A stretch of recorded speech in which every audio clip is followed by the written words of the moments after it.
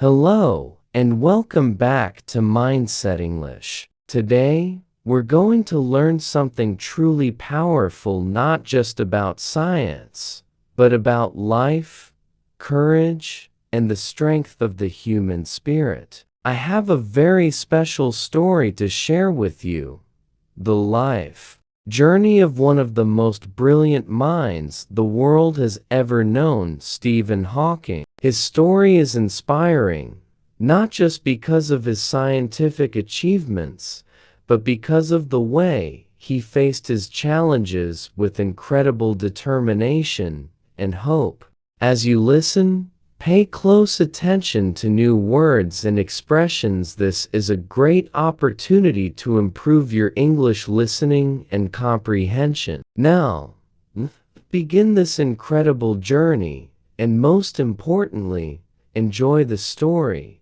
Stephen William Hawking was born on January 8, 1942 in Oxford, England. This wasn't just any ordinary date. It marked the 300th anniversary of the death of the legendary scientist Galileo Galilei. Galileo had changed the way people viewed the universe, and in an extraordinary twist of fate, Stephen would grow up to do something just as revolutionary. From the very beginning, there was something special about the timing of his birth. Almost as if the stars had aligned for a future filled with discovery and transformation, Stephen was born into a family that valued education and deep thinking. His father, Frank Hawking, was a respected researcher in tropical medicine, and his mother, Isabel Hawking, had a passion for learning and had studied at Oxford herself. They weren't a wealthy family, but they were rich in ideas and intellectual curiosity. The Hawking home was filled with books, discussions, and questions. Dinner conversations often involved big topics: science, politics, and philosophy. This environment encouraged Stephen and his siblings to think freely, explore ideas, and ask questions, lots of them.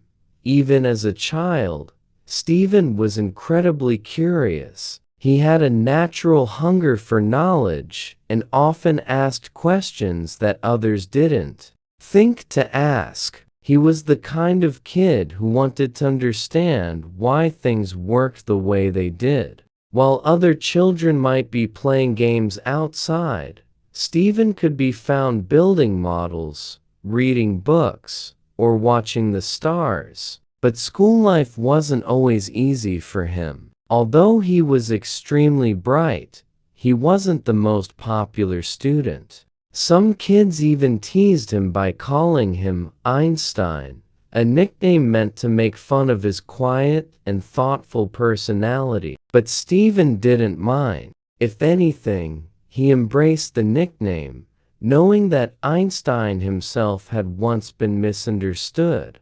Stephen wasn't a star athlete or a naturally gifted writer, but he had something far more valuable: an ability to focus deeply and think in unique ways. He struggled with handwriting and was slow in writing essays, but when it came to logical thinking, math, and science, he was exceptional. His teachers began to notice that although he didn't always perform well in traditional tasks, he had an extraordinary mind for problem solving. He later attended St. Albans School, where his interest in science and mathematics really began to grow. He wasn't particularly good at sports or hands-on activities, but he had an incredible imagination. While other children were out running and playing, Stephen spent time thinking about how the universe worked. He liked to imagine how planets moved, how stars formed, and what time really meant. These questions stayed with him and shaped the rest of his life. When he turned 17, Stephen received a scholarship to study at the University of Oxford, one of the most prestigious universities in the world. At first, he felt a little out of place. He was younger than most of the other students, and he struggled to find a sense of belonging. He didn't always connect with others socially, and he often found himself alone, thinking or studying. Despite these challenges, Stephen found comfort in his academic work. He decided to study physics, the subject that had fascinated him since childhood. Oxford was challenging. Stephen wasn't the top student in every subject, and he sometimes doubted his own abilities. But one thing was clear: he had a deep passion for understanding the universe. He worked hard and began to show a real talent for theoretical physics, especially in the areas of cosmology, the study of the origin and nature of the universe. He spent hours in the library reading about time, space, and the laws of physics. His mind was constantly active, always exploring new ideas. While Stephen was beginning to find his purpose at Oxford, something unexpected happened that changed his life forever. When he was 21 years old, he started to notice changes in his body. He felt weaker, his balance was off,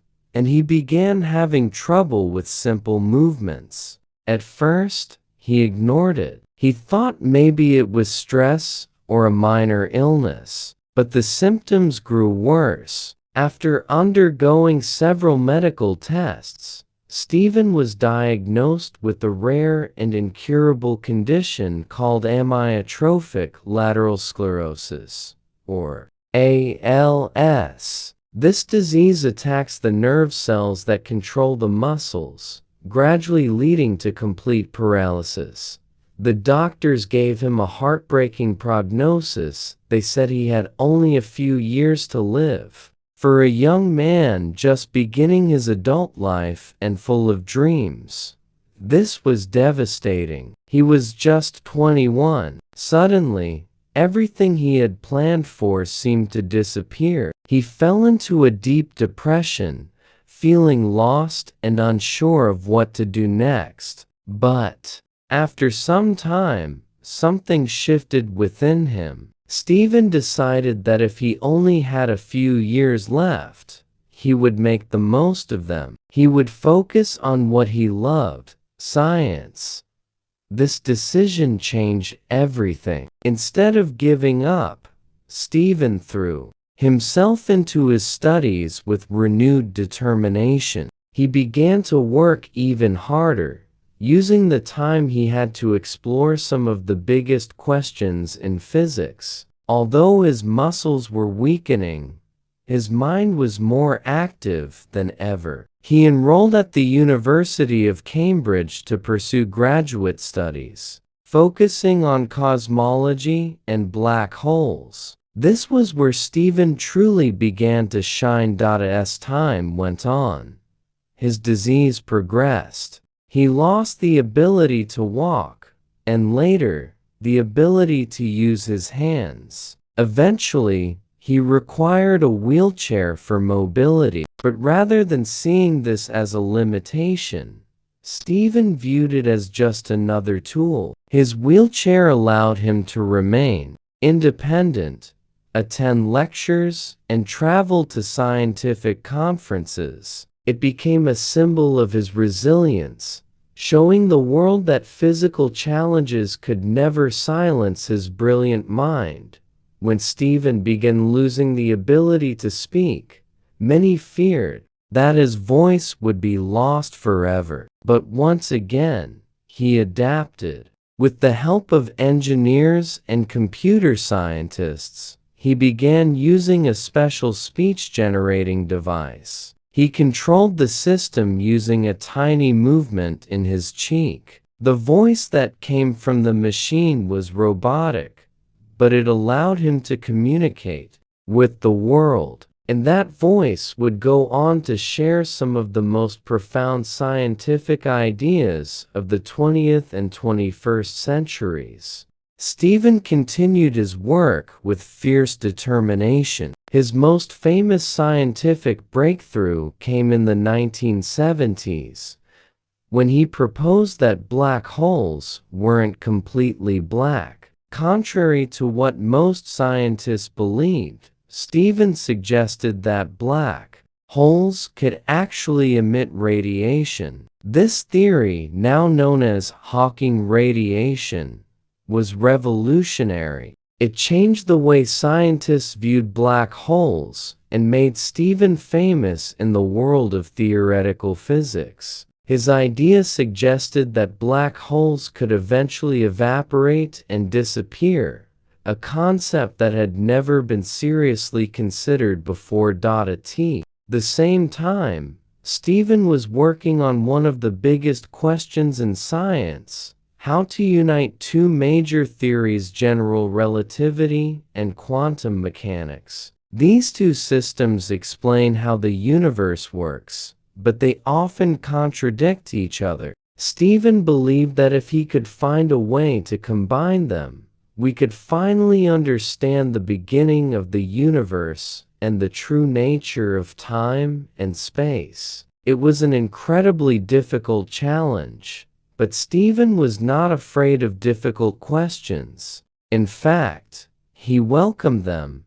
His reputation as a scientist grew rapidly. He was invited to speak at universities around the world and received countless awards and honors. He became a professor of mathematics at the University of Cambridge, a position once held by Isaac Newton. He was no longer just a scientist, he had become a global icon, admired for his intelligence, perseverance, and courage. But his life wasn't only about science. In 1965, not long after his diagnosis, Stephen married Jane Wilde, a student he had met at Cambridge. They had 3 children together: Robert, Lucy, and Tim. Jane was his partner and caregiver, helping him through the most difficult years of his illness. Their marriage was full of love, but also great challenges. As Stephen's condition worsened, the pressure on their relationship increased. After 25 years of marriage, they separated, but they remained close and continued to raise their children together. Later, Stephen married Elaine Mason, one of his nurses. Their relationship, too, had its ups and downs, but through all the personal challenges, Stephen never lost his focus on science and on sharing his ideas with the world. Even as his body continued to grow weaker, he wrote books, gave lectures, and inspired millions. In 1988, Stephen published one of the most successful science books of all time, A Brief History of Time. The book explored complex topics like time, space, black holes, and the nature of the universe, but it was written in a way that made these ideas accessible to the general public. It became a global bestseller and brought Stephen's ideas to millions of readers who had never studied physics before. But perhaps the most powerful thing about Stephen Hawking wasn't his theories or his fame. It was his attitude. Despite everything he went through, the loss of his physical abilities, the daily pain, the difficulty of communication, he never gave up. He never allowed his illness to define him. Instead, he used his life to show the world what true strength looks like.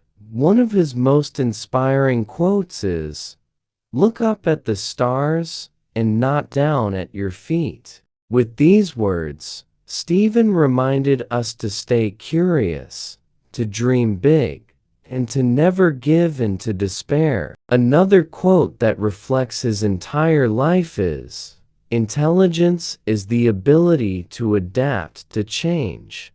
Stephen didn't just speak these words, he lived them. Every day of his life was an example of adapting, learning, and growing in the face of unimaginable difficulty. Even as technology evolved and new challenges emerged, Stephen continued to work tirelessly. His synthetic voice became a symbol of hope, a reminder that no matter what barriers we face, we can always find a way to express ourselves, to contribute, and to live a meaningful life. The ability to adapt, learn, and keep moving forward no matter the obstacles. This was the very essence of Stephen Hawking's journey. He didn't just use his voice to talk about black holes and the beginning of time. He used his voice, one that came through a robotic speech synthesizer, to share something much greater, a message of resilience, curiosity, and the deep, unwavering desire to live a meaningful life.